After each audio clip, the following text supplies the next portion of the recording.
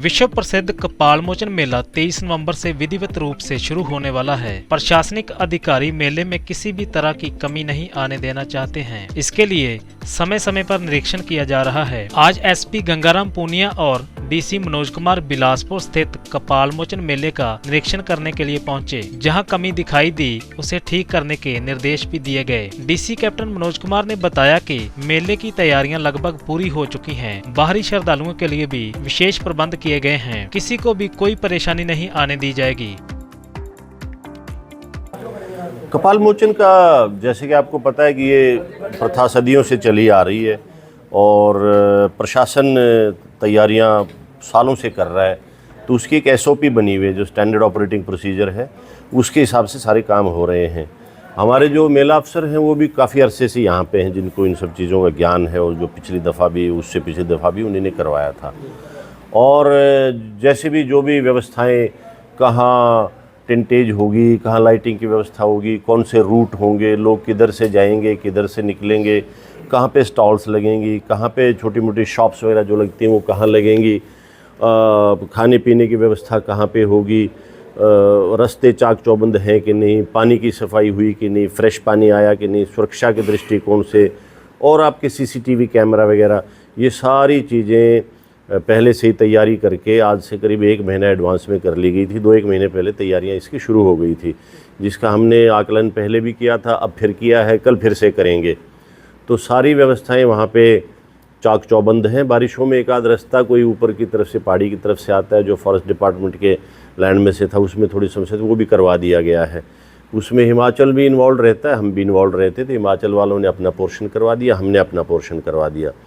वहाँ पे किसी प्रकार की कोई भी दिक्कत एनविसाज हम नहीं कर रहे, ना ही ऐसा कोई इशू हमारे सामने आया है। जो भी कोई पीछे कोई शॉर्टकमिंग्स रही होंगी उनका ख्याल रखा गया है कि लोगों के लिए खाने पीने की व्यवस्था ठीक हो, टॉयलेट्स की व्यवस्था ठीक हो, लाइटिंग की व्यवस्था अच्छी हो और उनके उठने बैठने के लिए, विश्राम के लिए व्यवस्था अच्छी हो।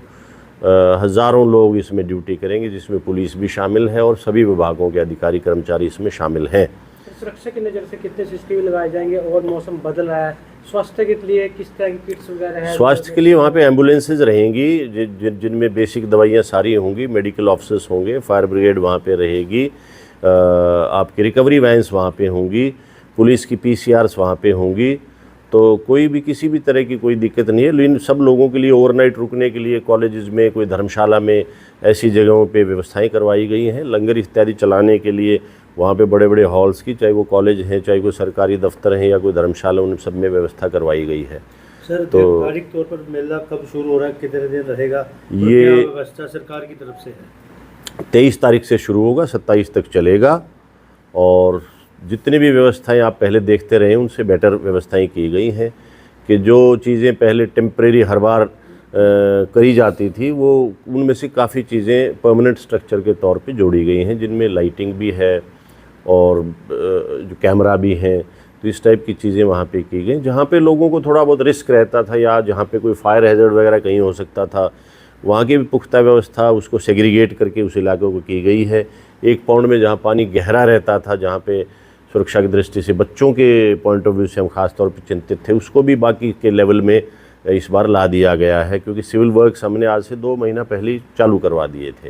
Everything is in place. जी, जो लोग बाहर से आते हैं और वो लंगर लगाना चाहते हैं, जी, लंगर लगाने के लिए भी उनको परमिशन के साथ साथ कुछ 5,000 10,000 रुपये की पर्ची कटवानी पड़ती है, तो हमेशा जो है विवाद में रहता है। नहीं, विवाद मेरी संज्ञान में ऐसा विवाद नहीं आया। मैं भंडारे, शायद आप भंडारे को रेफ़र कर रहे हैं। कुछ लोग अपने पर्सनल भंडारे वहाँ करते हैं, जो अतिरिक्त श्रद्धा रखते हैं या कोई ज़्यादा दानवीर जो लोग हैं, वो अपनी तरफ से पुण्य कमाने के लिए वो करते हैं।